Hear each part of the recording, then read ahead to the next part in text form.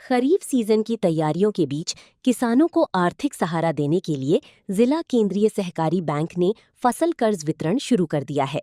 1 अप्रैल से अब तक जिले में 8,209 किसानों को कुल 120.77 करोड़ रुपए का कर्ज दिया जा चुका है, जो पिछले साल की तुलना में करीब 12% अधिक है। 276 संस्थाओं के जरिए वितरण।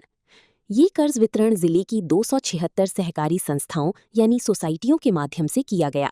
इससे लगभग 14,311 हेक्टेयर क्षेत्र खेती के दायरे में कवर हुआ है। खरीफ बुआई से पहले किसानों को बीज, खाद और अन्य कृषि कार्यों के लिए पूंजी उपलब्ध कराना इसका मुख्य उद्देश्य है।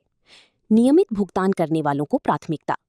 बैंक ने नियमित रूप से कर्ज चुकाने वाले किसानों के साथ साथ नए पात्र सदस्यों को भी फसल के अनुसार कर्ज उपलब्ध कराया है।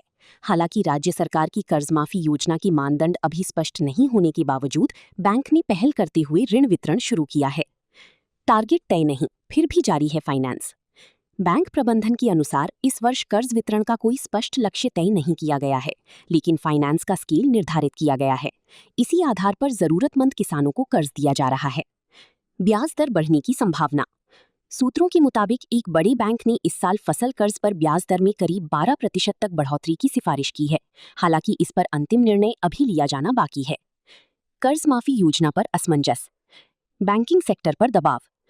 पिछले सीजन के बकाया कर्ज की वसूली में देरी के कारण कई खाते एनपीए यानी नॉन परफॉर्मिंग एसेट की स्थिति के करीब पहुंच गए हैं। पिछले वर्ष जिले में 2.73 लाख किसानों के लिए लगभग 2100 करोड़ रुपए का फसल कर्ज लक्ष्य रखा गया था।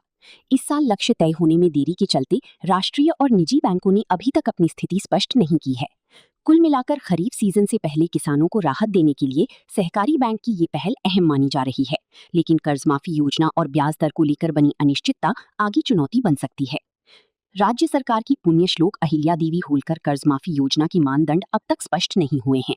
समिति का कार्यकाल खत्म होने के बाद भी सरकार की ओर से कोई ठोस घोषणा नहीं की गई है, जिससे किसान और बैंक दोनों असमंजस में हैं।